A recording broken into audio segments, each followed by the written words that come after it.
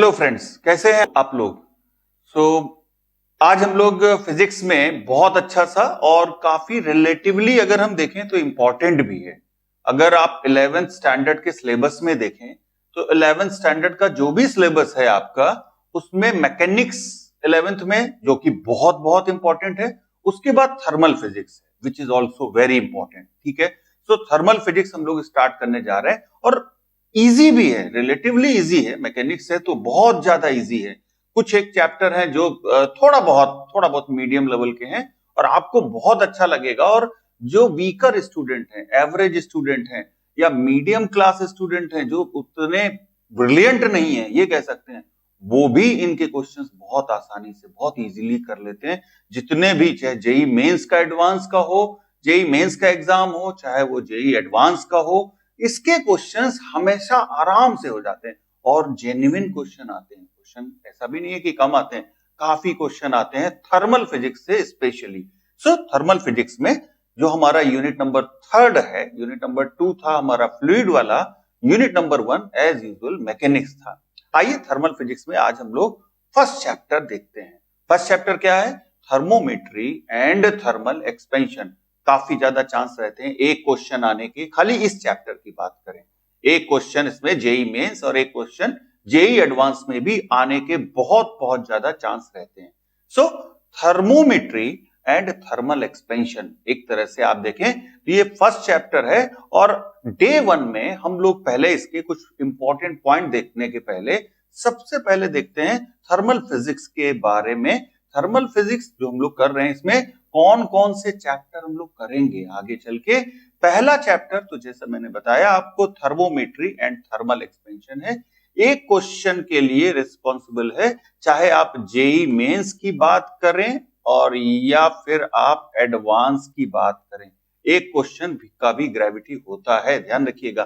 Calorimetry, इससे भी आपको एक क्वेश्चन मिलेगा, बहुत इजी, थोड़ा कंसेप्चुअल चैप्टर है। Then first law and second law of thermodynamics. Thermodynamics इस पूरे यूनिट का बैकबोन है, सबसे ज्यादा ग्रेविटी है इसका, सबसे ज्यादा वेटेज होता है। कम से कम 3 क्वेश्चन आपको, 2 से 3 क्वेश्चन आपको इससे मिलने ही मिलने हैं, जेई मेंस का एग्जाम हो या जेई एडवांस का एग्जाम हो। तो हमारा सबसे इंपॉर्टेंट, सबसे दमदार चैप्टर हो गया थर्मोडायनेमिक्स। इसके बाद में बात आती है केटीजी या हम काइनेटिक थ्योरी ऑफ गैसेस बोलते हैं। एक क्वेश्चन इससे भी मिलता है और अगर आप ग्राफिकल वगैरह वाले कॉन्सेप्ट इसमें इंक्लूड कर दें तो 2 क्वेश्चन हो जाते हैं। Heat transfer, it will also 2 question या एक क्वेश्चन इसके लिए भी रिस्पॉन्सिबल है। सो आप अगर ओवरऑल देखें यहां पर ये 6 क्वेश्चन का, 5 से 6 क्वेश्चन का ओवरऑल ग्रेविटी है, वेटेज है इस पूरे यूनिट का। और 5-6 क्वेश्चन यहां पर इस टाइप के टफ एग्जाम में या इस टाइप के नेशनल लेवल एग्जाम में, और ये वो 5-6 क्वेश्चन हैं जो कि आप सभी कर लोगे। सभी लोग, जितने लोग ये वीडियो देख रहे हैं, मैं गारंटी से देता हूं, आप सिर्फ ध्यान से सुने, प्रॉपरली करें, समझें उसको और सिर्फ कुछ प्रैक्टिस कर लें क्वेश्चंस के। चाहे आप ऑनलाइन प्रैक्टिस कर लें, आपके पास कोई बुक हो वहां से प्रैक्टिस कर लें। आपने अगर थोड़े थोड़े क्वेश्चंस की, जस्ट 30-40 क्वेश्चन एक जेन्युइन बुक से प्रैक्टिस कर लिया, आपके ये 5-6 क्वेश्चन पॉकेट में आ जाते हैं।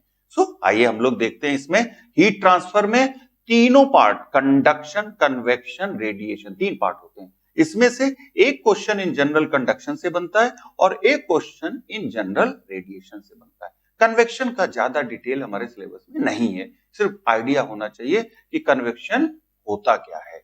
सो आइए हम लोग स्टार्ट करते हैं जो हमारा पहला चैप्टर है, that is thermometry and thermal expansion.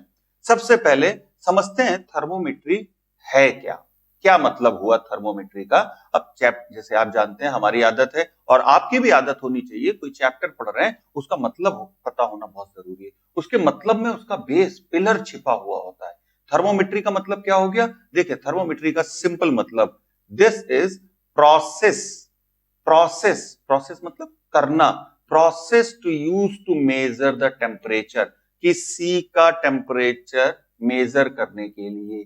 Temperature measure करने का मतलब टेम्परेचर नापने के लिए हम जो प्रोसेस करते हैं, बस उसी के बारे में हम पढ़ते हैं और वो ही थर्मोमेट्री है। उसी को थर्मोमेट्री। अभी टेम्परेचर मेजर करने के लिए आप सभी लोग में भी, आप लोग इंडस्ट्री में ना गए हो, इंजीनियरिंग करेंगे, आप वहां पर जाएंगे, अपने समर ट्रेनिंग के लिए जाएंगे, अभी आप नहीं भी गए होंगे तो कभी फीवर आया होगा। फीवर में क्या करते हैं, हमारा बॉडी टेम्परेचर मेजर करते हैं। सो आप इंडस्ट्री भले ही ना गए हों, लेकिन आपको फीवर आया होगा। फीवर आने में हम लोग क्लिनिकल थर्मामीटर, आप देख सकते हैं, डिजिटल हो या मरकरी का थर्मामीटर हो, अल्टीमेटली इनका यूज क्या है, क्या यूज है, हम लोग इनसे अपना बॉडी टेम्परेचर मेजर करते हैं। बॉडी टेम्परेचर फ़ारेनहाइट में आप देखें तो 98.6 या 98.4 डिग्री फ़ारेनहाइट होता है। अगर आप डिग्री सेल्सियस में देखें तो हमारा हेल्दी बॉडी टेम्परेचर, अगर आपको कोई इश्यू नहीं है तो हमारा healthy body temperature 37 degree Celsius होता है।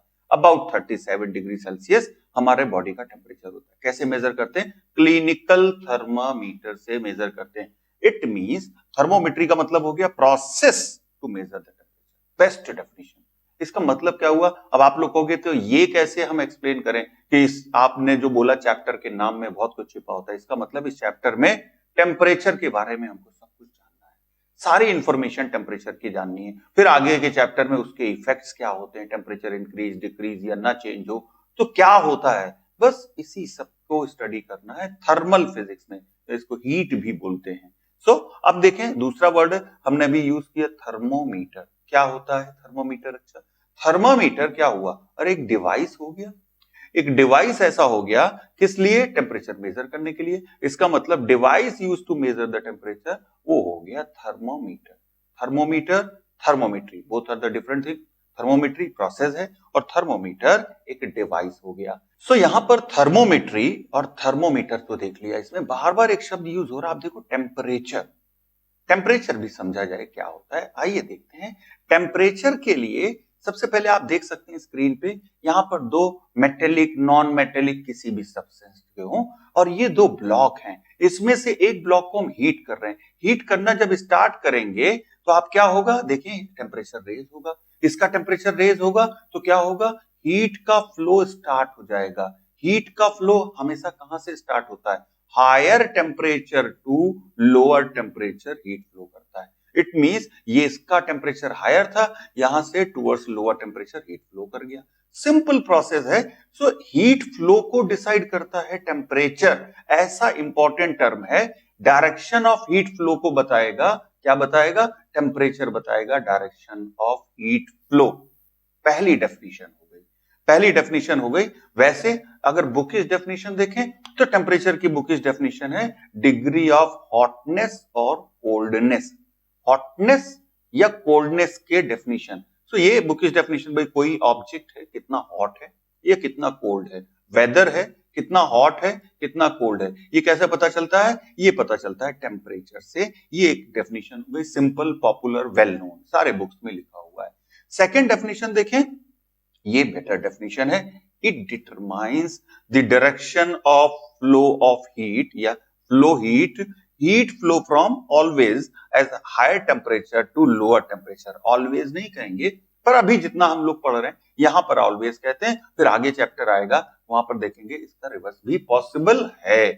तो एक ये डेफिनेशन ये हो गई, दो डेफिनेशन तो हो गई। चलो एक और देख लेते हैं। एक और डेफिनेशन क्या है, average kinetic energy of gas molecule will be 3/2 kT। Here T is absolute temperature, ध्यान रखिएगा। एब्सोल्यूट टेम्परेचर का मतलब एक यूनिट होता है केल्विन, तो केल्विन में होता है, that is absolute temperature. K को यहां पर क्या कहते हैं हम लोग, बोल्ट्जमैन कांस्टेंट। बोल्ट्जमैन कांस्टेंट है K।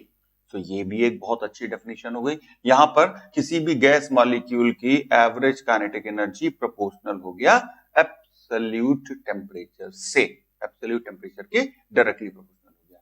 These are three definition, तीन डेफिनेशन हो गई और तीनों डेफिनेशन काम की हैं। इसमें से फर्स्ट वन आपको मालूम रहा होगा, आप में से ज्यादातर लोगों को मालूम रहा होगा।